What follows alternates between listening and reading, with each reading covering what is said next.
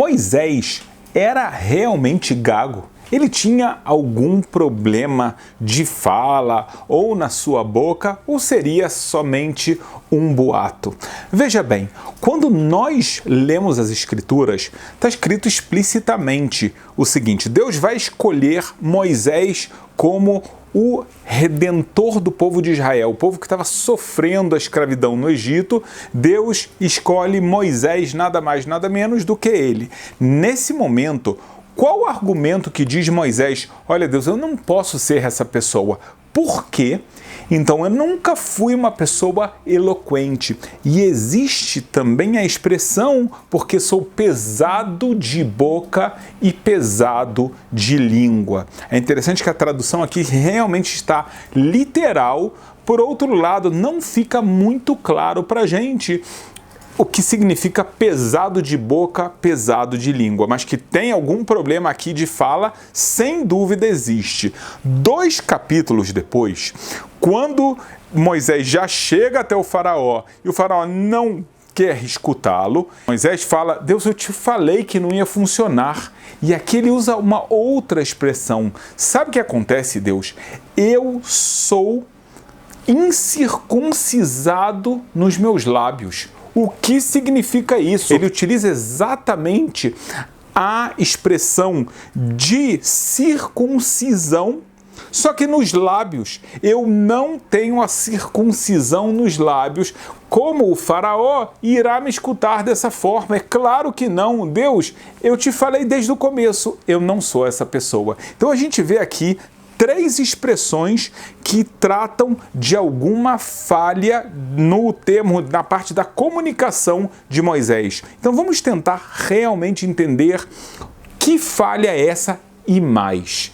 Como isso aconteceu com Moisés? A história, a gente sabe que ela começa muito antes. Moisés, ainda como um bebê, ele nasce da sua mãe Yocheved, o seu pai se chama Amram. E nessa época, o faraó tinha feito aquele decreto horripilante, algo inacreditável. Ele fala que toda criança, homem, ele vai ter que ser jogado vivo no rio Nilo e dessa forma ser assassinado. É algo que uma pessoa não consegue nem entender, não consegue imaginar, porque realmente é uma crueldade que quase nunca nós ouvimos falar, e graças a Deus que é assim.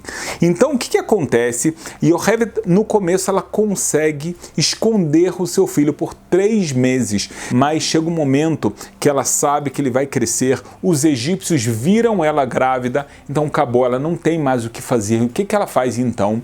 Diz a Bíblia que ela pega o pequeno Moisés, 3 meses de idade, ela prepara uma cesta, e essa cesta ela vai colocar no rio Nilo, e ela vai agora rezar para Deus. E o que acontece? Ele é colocado no Nilo, a sua irmã Miriam acompanha com seus olhos tudo o que está acontecendo, até que, inacreditável, a filha do faraó, a filha de quem fez aquele decreto, chega e vê essa criança. Ela vai até ele, estende as suas mãos e retira o pequeno Moisés do cesto. Ela entende, ela sabe que essa criança é dos hebreus, provavelmente porque ela viu ele circuncidado, ela sabia que ele era hebreu. Mesmo contra o decreto do seu pai, ela se comporta de uma forma corajosa e leva o pequeno Moisés, que agora até vai dar um nome a ele. O nome dele vai ser Moshe, Moisés em português, que Minamaim Meshitiu, porque eu retirei ele das águas. Então é interessante. Agora, tem toda aquela questão, agora o que vai acontecer, quem é que vai amamentar? No final das contas, Miriam consegue fazer com que a própria mãe amamente o pequeno Moisés e ele cresce no Palácio Real.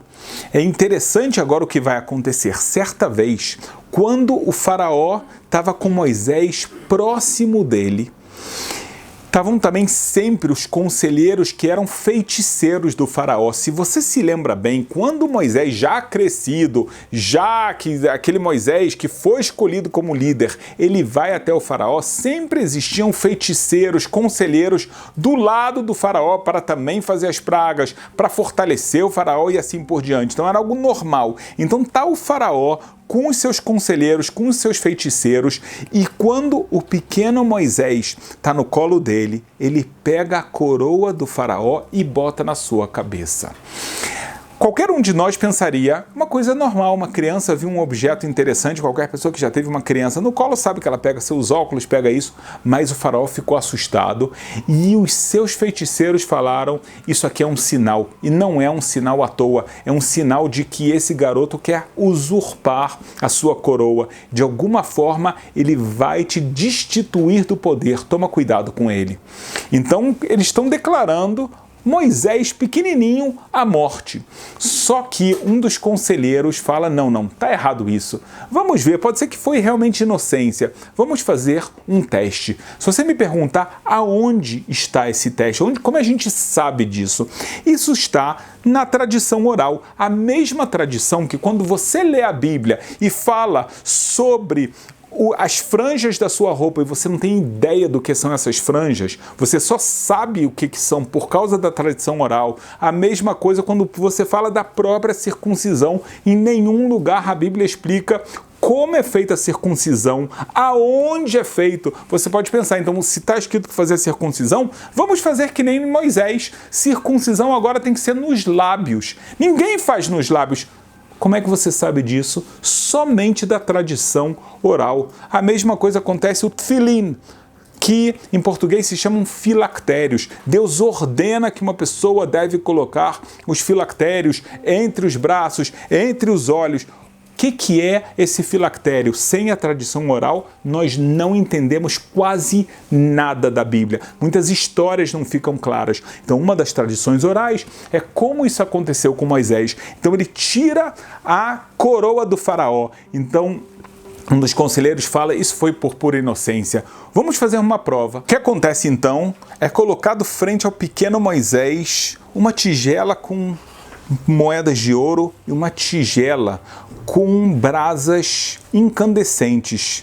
E o que acontece é que Moisés instintivamente ele vai até o ouro. Porém, aqui acontece uma intervenção divina através do anjo Gabriel, que faz a mão de Moisés desviar até a brasa. É claro que naquele momento a mão dele fica queimada, ele se assusta, mas os conselheiros do faraó, eles entendem que alguma coisa muito estranha está acontecendo, porque ele começa a ir até o ouro, depois ele vai até a brasa, então eles querem ter certeza de que esse homem realmente não irá causar prejuízos. E eles colocam uma brasa na boca de Moisés. A partir desse momento, a fala de Moisés foi prejudicada para sempre. Por que eles fazem algo assim?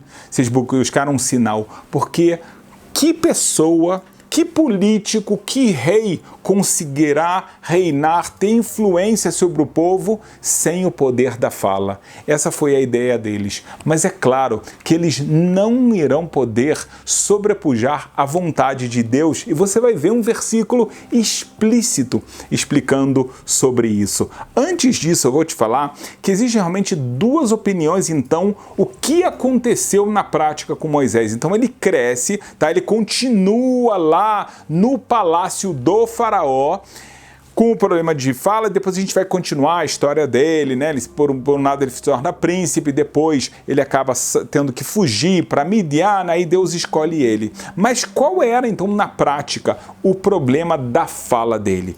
Por um lado, há pessoas que afirmam que era uma espécie de gagueira. Pode ser pelo susto, pode realmente ter alguma coisa física, como aparece no versículo, né? Que ele tinha algum corte especial no lábio, que fez ele ficar gago. Uma outra explicação é que, por causa dessa brasa que entra na língua e na boca dele, né, fere os lábios de Moisés, então ele tem dificuldade em expressar algumas consoantes, algumas vogais, tem essa dificuldade. Então, pode ser que sejam as duas coisas juntas. O susto leva um tipo de gagueira, por outro lado, essa deformação, algum nível de deformação nos lábios que dificultam a Moisés pronunciar determinadas palavras, determinadas expressões e assim por diante. Mas veja bem o que acontece. O que acontece é que quando Moisés, ele fala, Deus, eu não posso ser essa pessoa, eu tenho a fala pesada, é tudo difícil, eu tenho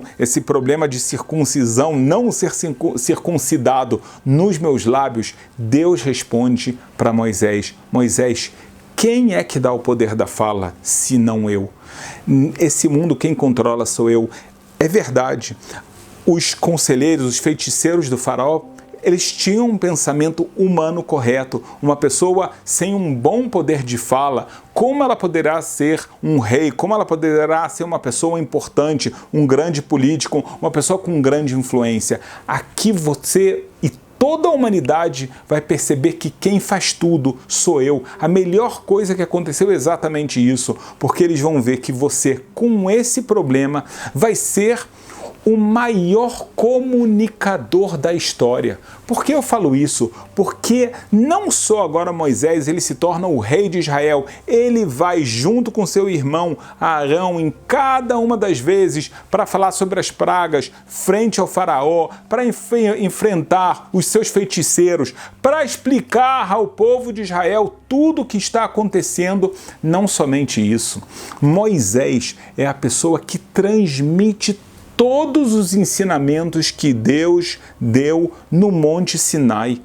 É aquela pessoa que estuda, mas ele é obrigado a ensinar. E ele vai ensinar como? Ele não sabia língua de sinais, ele fazia isso através da capacidade que ele tinha de falar. Então Deus está provando, Moisés, é verdade, você é pesado de boca, pesado de língua, tem uma deformidade nos lábios e mesmo assim, por minha causa, porque tudo depende de mim, você é o maior comunicador da história.